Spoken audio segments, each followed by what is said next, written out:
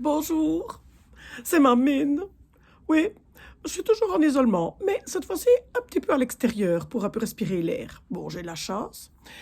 Je suis sur une terrasse. C'est vrai que ça fait quand même un peu de bien et surtout qu'il fait beau. Alors, ouf. Mais aujourd'hui, je voulais vous faire une petite leçon de vocabulaire parce que je pense qu'on confond encore bien isolement et quarantaine. Je vais vous expliquer, c'est facile. On va faire un test PCR. Le truc où on a encore une semaine après mal dans le nez, là où on a foutu la tige tout en haut. Alors ça, je vous le dis, hein, c'est pas encore fini.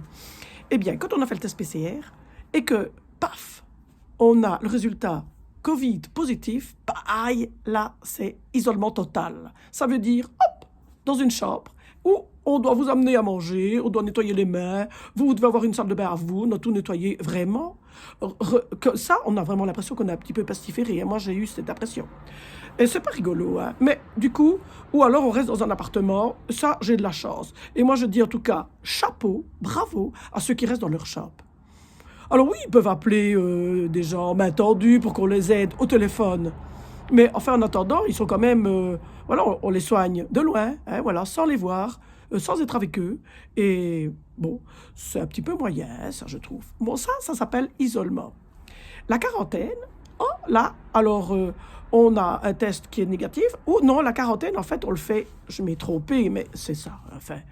Non, la quarantaine, on l'a fait quand on a été en contact, hein, voilà. Alors en contact, moi, toute ma famille, les contacts, tous ceux que j'ai rencontrés les jours avant, enfin, quelques jours avant, eh bien ceux-là, ils doivent être en quarantaine, parce que j'étais longtemps, plus qu'un quart d'heure avec eux, sans masque et tout le tralala, et que j'ai pu peut-être les contaminer, hein, vous voyez la pestiférée, là, contaminés. Donc ceux-là, hop, alors, quarantaine. Alors, évidemment, ça ne dure plus 40 jours, ça dure 10 jours. Mais 10 jours, ça peut être levé, ça veut dire 10 jours aussi à la maison, seul. C'est ça qu'on fait un peu la confusion. Aussi s'en sortir, faire amener les courses, tout ça, hein. Mais là, les symptômes peuvent venir ou pas. Et puis alors, dans ce cas-là, ben, la quarantaine, elle peut être levée et on refait un test. Donc, en fin de quarantaine, on refait le test PCR, peut-être, ou antigénique, je ne sais pas, pour voir s'il y a des symptômes. Non, hop, sinon on peut sortir. Et bien à la fin d'isolement, il n'y a pas besoin de faire de test, on peut partir. Mais la petite question là, ça c'est une question un petit peu, qui est un petit peu pertinente, impertinente, je ne sais pas, mais qui mérite quand même une réponse que je n'ai pas.